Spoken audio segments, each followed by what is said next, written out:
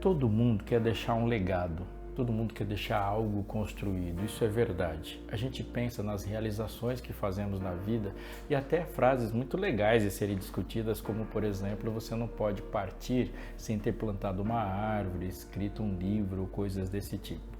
É bom, nem todo mundo vai ficar plantando árvore e escrevendo livros, mas gostamos de nos propor a fazer coisas e que essas coisas de fato aconteçam. A gente não pode colocar as realizações e construções materiais necessariamente da vida como ídolos, mas isso também não significa que não seja bom poder olhar para trás e perceber as próprias pegadas. Isso é verdade.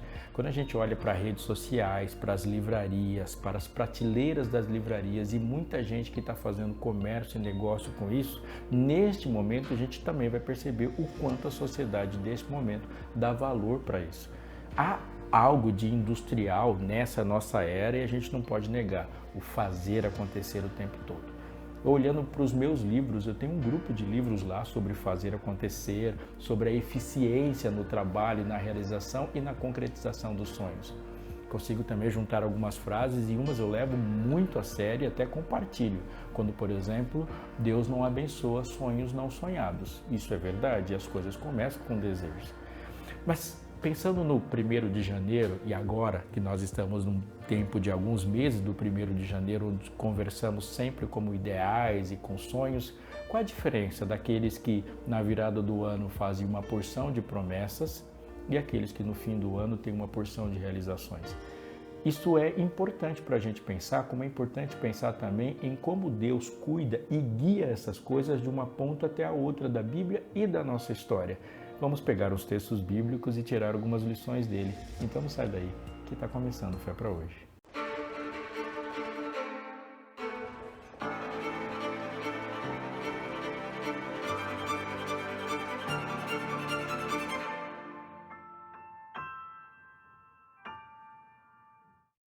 Existe educação e educação existe para propósitos. Nós educamos, por exemplo, nossos filhos, ou se você trabalha com educação, educamos para uma vida civilizada, educamos para uma vida em relacionamento, gentileza se aprende. Se educa sempre para um propósito. Uma das coisas que fazem parte da nossa vida é dinheiro. Lidamos inevitavelmente com dinheiro, com a presença dele, com a falta dele.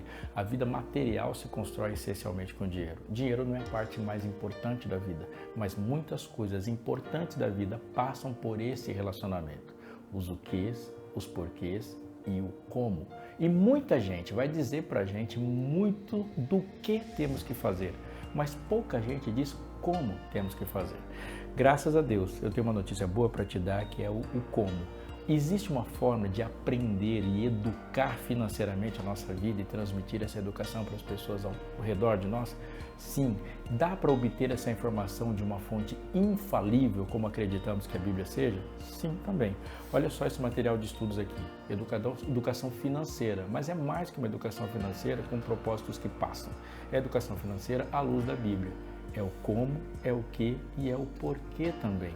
Mais do que uma educação financeira com propósitos que vão ser altamente questionáveis, é uma educação financeira de maneira que tudo esteja alinhado com o propósito sublime da sua própria vida. Esse manual de estudos aqui, ele vai levar você para procurar e te auxiliar na Bíblia e, acima de procurar, encontrar lições práticas para a sua vida e para o conforto da sua família e na sua responsabilidade com dinheiro, com educação financeira e pensando no futuro.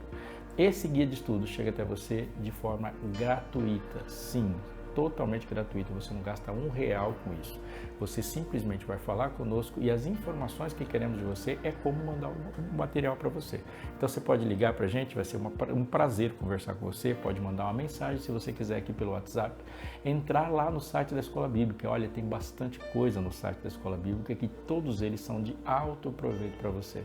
Então, pega no primeiro momento possível, você pega, já fala com a gente, o material chegará para você, você vai esperar alguns dias, ele chega pelo correio de forma totalmente de graça para que você seja uma pessoa eficiente em cuidar da sua vida financeira.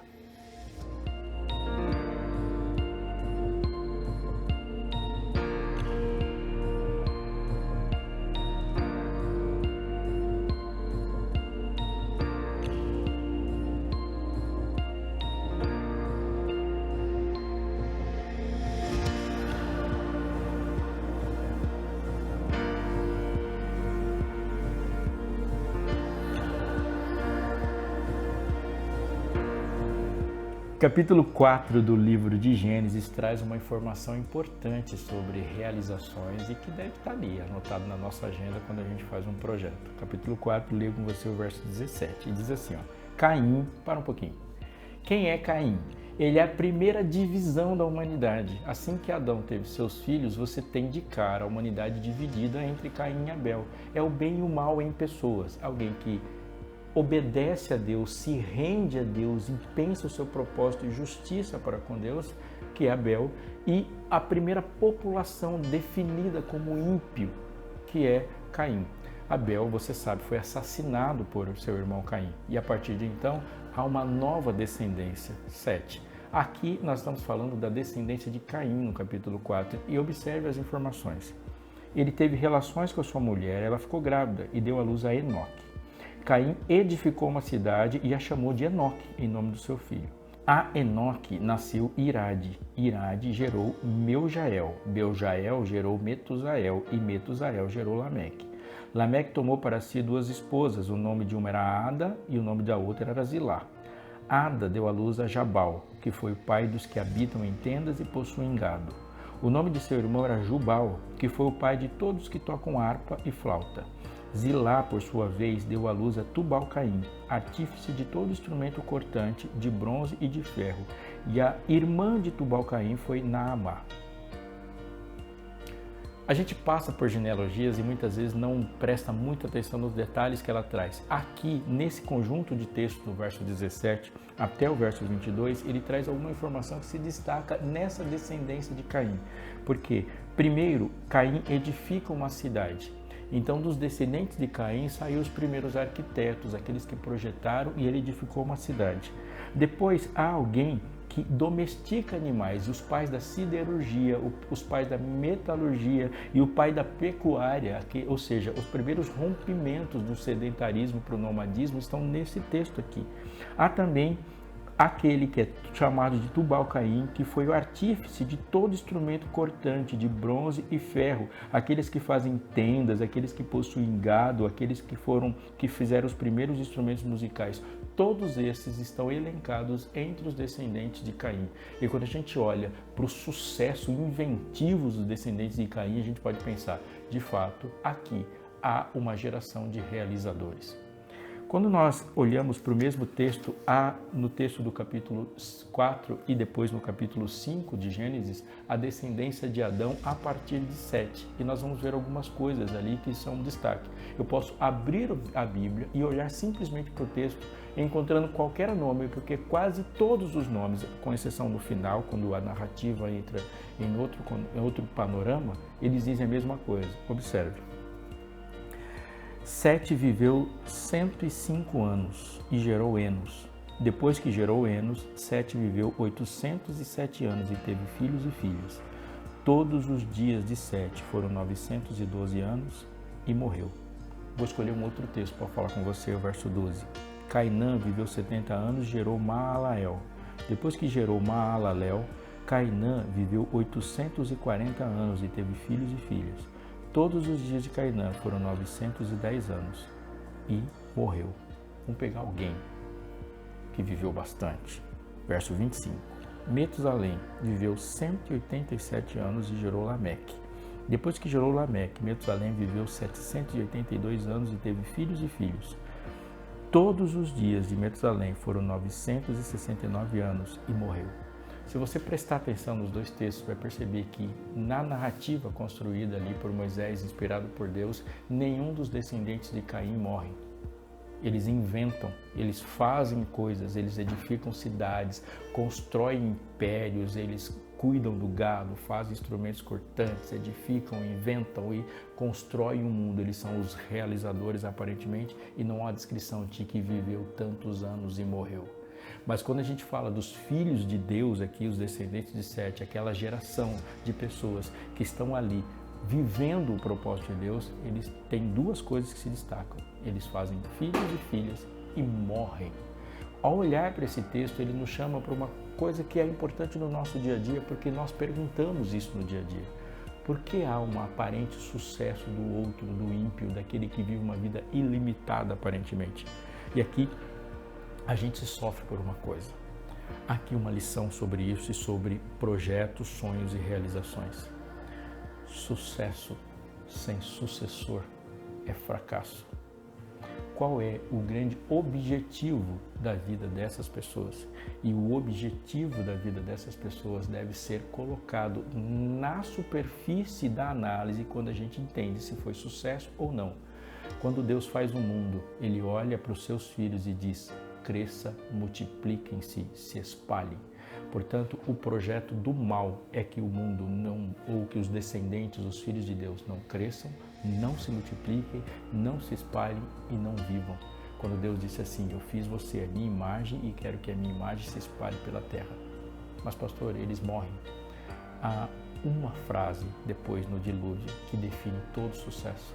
Porque quando a Bíblia fala que o dilúvio caiu no mundo, ela fala que tudo que havia em terra seca, tudo que havia fôlego de vida, todos os descendentes de Caim morreram. Não há uma escrita falando sobre quantos anos viveram, se fizeram filhos e filhas. Simplesmente diz assim: assim que o dilúvio caiu, tudo que eles inventaram, tudo que eles fabricaram, tudo que eles produziram e todos os filhos que eles tiveram pereceu no mesmo dia. Mas o que há hoje no mundo? Não existem descendentes de Caim e nem o que eles fizeram. O que existe hoje são os descendentes de Sete, aqueles que aceitaram a Cristo. A primeira coisa que devemos pensar ao pensar um projeto de vida, um sonho para se realizar, é que ele deve necessariamente se alinhar com o propósito que Deus deu para a nossa vida.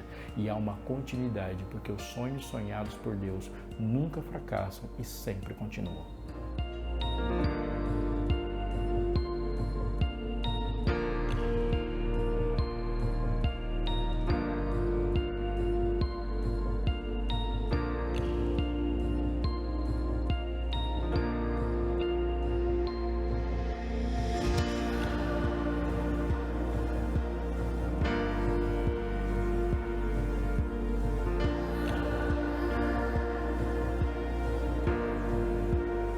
No livro de 1 Samuel, capítulo 17, tem uma das mais conhecidas histórias de todos os tempos, história tão conhecida, tão emblemática, que ela serve de ilustração e de frases para uma porção de coisas, é o embate entre Davi e Golias. É uma história de tremendo sucesso, porque é uma história da superação do improvável.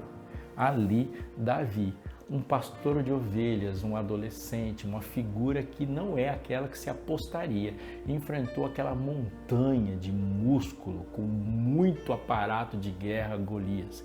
É ali e dali que se tira muitas histórias e muitas frases que ilustram e que nos impulsionam na motivação para que um sonho seja realizado.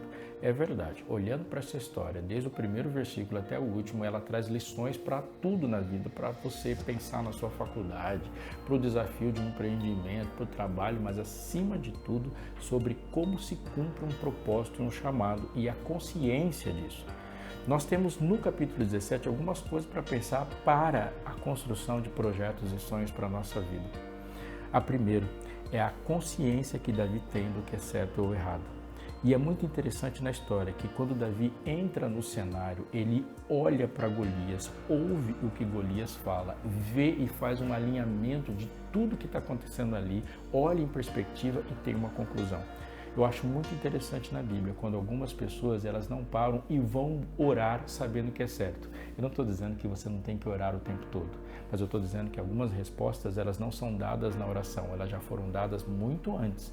Ou seja, quando eu vejo Paulo olhando para o cenário e tendo certeza do que vai acontecer, quando eu vejo Daniel, Neemias e Davi aqui olhando para o cenário e sabendo o que ele tem que fazer, isso não é um sinal de que ele vai orar ou que ele busca a Deus em oração no momento da batalha. Ele tem consciência do propósito, do que Deus falou para ele, o que Deus falou para o povo, o que Deus falou sobre a história do mundo, a ponto de olhar todos os itens espalhados ali e saber qual é o seu papel no lugar. Ele não ora porque já sabe, não porque desobedece. Quando Davi chega, ele sabe o que tem que fazer e sabe quem é a pessoa que vai resolver, então ele se apresenta. Primeira lição que tiramos da história de Davi: conhecer o contexto maior de tudo que acontece dentro da luta entre o bem e o mal e do que Deus quer para a nossa vida. A segunda grande lição que você pode tirar daqui é que Davi vai até o rei, se apresenta ao rei e o rei quer colocar em Davi, preparando para a batalha a sua própria armadura. Saul é definido como um homem alto, ele se destaca pela sua estatura. Davi não. Davi é o menor dos irmãos, ele não é um homem feito, alto, ele é menor que Saul e menor que Golias. E quando Saul tenta colocar a armadura dele em Davi, Davi rejeita a armadura por algumas razões que devem ser hoje para a gente observadas. A primeira é que Davi sabe no que e com que ele enfrenta o mundo. Para Saul, ele precisava de uma armadura, que se ajustasse ao corpo dele, às habilidades dele e para aquilo que a história dele o levou a ser bom. Davi era pastor, ele era bom com uma funda e ele sabia que é melhor ele, com a habilidade dele, numa funda, mesmo que uma funda fosse um objeto ou uma arma inferior a uma armadura ou uma espada, mas com a funda, Davi consegue fazer coisas que ele jamais conseguiria fazer com a armadura de alguém. Ele luta a partir das suas características, daquilo que Deus construiu na vida dele e não na ilusão da grama mais verde olhada do outro. Isso para a gente é muito importante nesse tempo, neste momento e quando você pensar nos seus projetos. Sonhar os próprios sonhos é bem diferente de emprestar sonhos dos outros. Sonhar os sonhos de Deus também é bem diferente de sonhar os sonhos de Deus e colocar como instrumento de realização coisas que não são próprias da sua vida. Você é bom no quê? Deus te preparou a enfrentar o mundo com o quê? A sua realização e a consciência de si e do seu propósito, aquilo que te realiza hoje, é feita no quê? E muita gente pode ter seus sonhos sendo frustrados e fracassados e não é porque ele não teve ímpeto na guerra, é que lutou a guerra errada ou às vezes lutou a guerra certa com o instrumento errado. A história continua quando Davi se encontra com o filisteu e uma das frases que eu vi muito na vida e que discordo frontalmente a partir desse texto é que Davi entrou na luta e alguém às vezes pergunta assim, e essa é a frase que eu discordo, qual é o seu gigante? Essa frase não pode ser aplicada aqui. Porque Davi não encarou Golias como um desafio pessoal. Golias olha para ele, ridiculariza ele, fala, você está achando que eu sou um cachorro, você vem com um pedaço de pau e pedra? Mas Davi diz para ele, eu vou contra você, em nome do Senhor dos Exércitos, o Senhor a quem você tem afrontado. As afrontas não eram pessoais. Davi não viu Golias como inimigo dele. Davi viu Golias como inimigo de Deus. Portanto, a consciência que Davi tem não é que Golias era um gigante que afrontou um povo. Golias era um anão que afrontou o seu Deus, que na cabeça de Davi era o gigante. O gigante da história sempre foi Deus, nunca foi Golias. A perspectiva que Davi tem de Deus fez com que ele tivesse uma perspectiva real do tamanho de Golias. E quem conhece Deus sabe que Golias era pequeno. Quando Davi enfrenta Golias, ele enfrenta uma luta que não é dele. Ele é um soldado do exército de Deus. Quando alguém diz para você, lute pelos seus sonhos, ele está dizendo para você, vá ao precipício e se jogue. Porque só existe uma possibilidade dos seus sonhos se realizarem. Se os seus sonhos também estiverem na planilha de projetos de Deus. Não enfrente seus gigantes. Você não tem gigantes. Enfrente aqueles que desafiam o plano maior de Deus, porque indo em nome do Senhor dos Exércitos, não há como perder.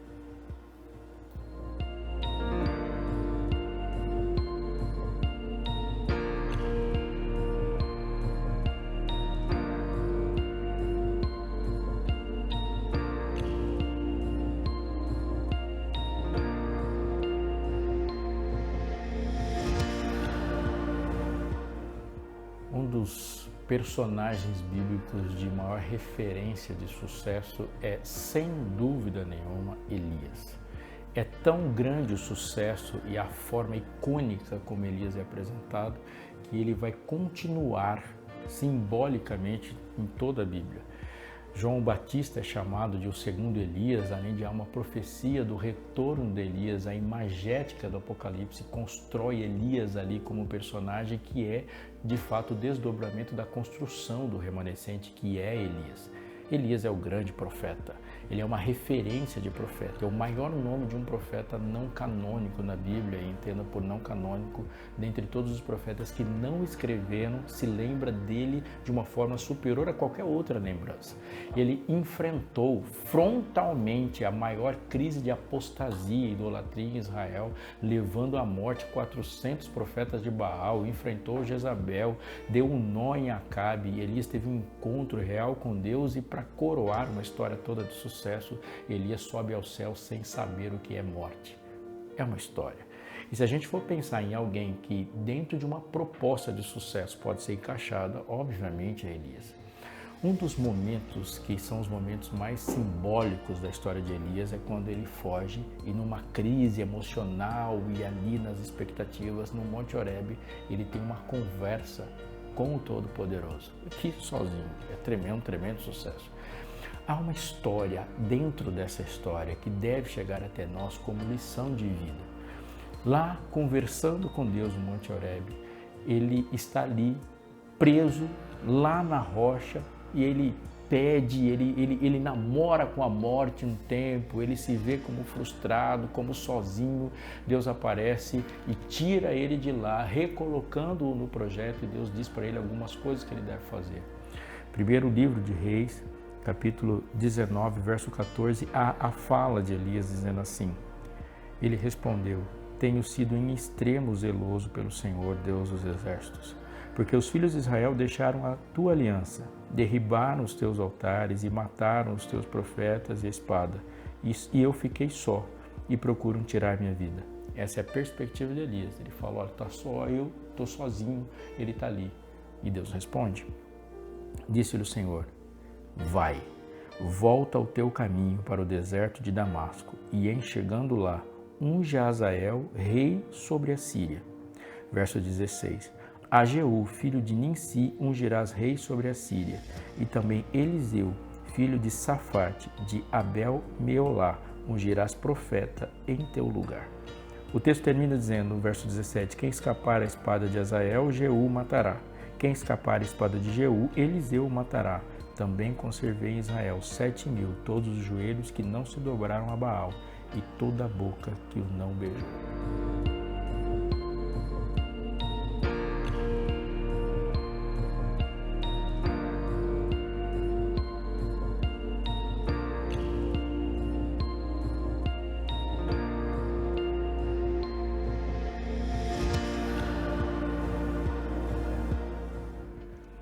Ele recebe uma incumbência, uma tarefa, então há um projeto proposto para ele.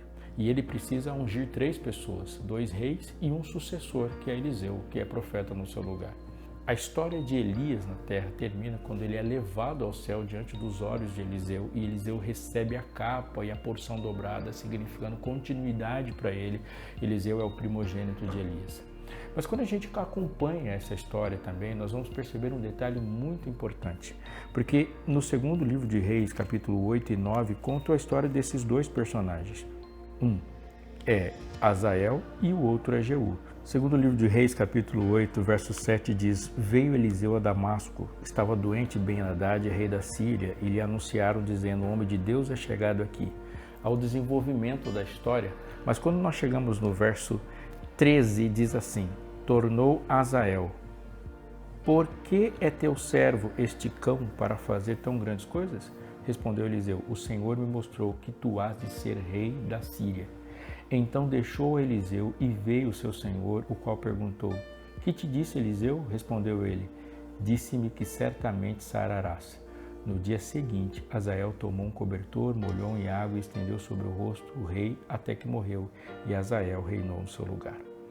Olhando toda a história, você vai perceber que Elias não chegou aí. Quem chegou foi Eliseu. Há uma outra incumbência, se você lembra da história que Deus disse para Elias, e ela está no capítulo 9 de 2 Reis. 2 Reis 9, nos versos 1 a 6, fala de Jeú. E quando Jeú está lá, quem unge e quem cumpre a função é Eliseu. Que conclusão a gente chega dessa história? Deus deu 3 coisas para Elias fazer, e Elias faz uma. Há a unção de 2 reis, mas ele vai e unge apenas Eliseu. Não há nenhuma condenação da parte de Deus por ele não ter feito as duas coisas, porque essas duas coisas de fato acontecem, mas elas acontecem como? Elas acontecem através de Eliseu. Note que tem de muito importante nesse texto. Elias é um profeta bem-sucedido, mas uma parte do sucesso de Elias não está nas coisas que Elias faz. Uma parte do sucesso de Elias está nas coisas que Eliseu foi fazer. Isso está em direta conexão com uma outra história muito conhecida, quando Davi olha para Deus e fala: Senhor, eu quero construir o templo. E Deus disse: você não vai construir o templo. Mas note que o não de Deus para Davi significava o sim de Deus para Salomão. Quando nós muitas vezes não aceitamos o não de Deus, nós estamos também retendo as bênçãos que são nosso sucesso na vida dos outros. Elias fez acontecer, preparando o seu sucessor, que Eliseu realizou.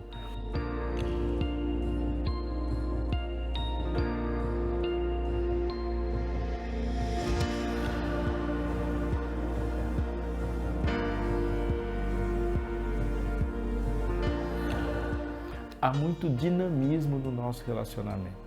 E muitas pessoas hoje estão observando você e tentando achar soluções para a própria vida, observando você. E muitas vezes nós pensamos na nossa fórmula de sucesso quando o nosso sucesso não está diante dos nossos olhos. O nosso sucesso está acontecendo nos outros. Uma frase importante sobre isso, que um dia chegou para o meu ouvido, eu quero compartilhar com o seu, sobre Elias, sobre Eliseu, sobre Davi e Salomão, é essa. Pessoas especiais, elas não são assim por causa das coisas que elas simplesmente fazem, mas por causa das novas cores e texturas que elas fazem surgir no coração dos outros. Uma definição de continuidade não é o tamanho do seu sonho, mas o quanto o seu sonho tem produzido novos sonhos nos outros. Um projeto, um plano de vida que só tem você dentro dele, ele é um projeto do seu tamanho. Mas um projeto, um sonho de vida que se realiza em outras vidas é um projeto de tamanho infinito. É sempre para um outro, uma perspectiva do outro e a realização nos outros. Faz parte da lógica do mundo, muitos sonhos, e todos os dias você é chamado a sonhar. Sonhe, sonhe e realize. Mas olhando para o nosso planeta, fica claro que esse planetinha não suporta 8 bilhões de sonhos. O planeta só consegue ser sustentado com sonhos que se reproduzem na vida dos outros. Elias subiu ao céu, foi observado subindo ao céu, e quem observou Elias subindo ao céu quis ir para o céu também. Uma história de sucesso é a história de Moisés. Moisés subiu ao céu, e ao Moisés subir ao céu, ele deu para nós a perspectiva de que esse céu é real para você e para mim também. Eu termino dizendo que o maior realizador da história é Jesus. Ele veio, se propôs e realizou o sonho de Deus. Jesus não estava na cruz para realizar o seu sonho.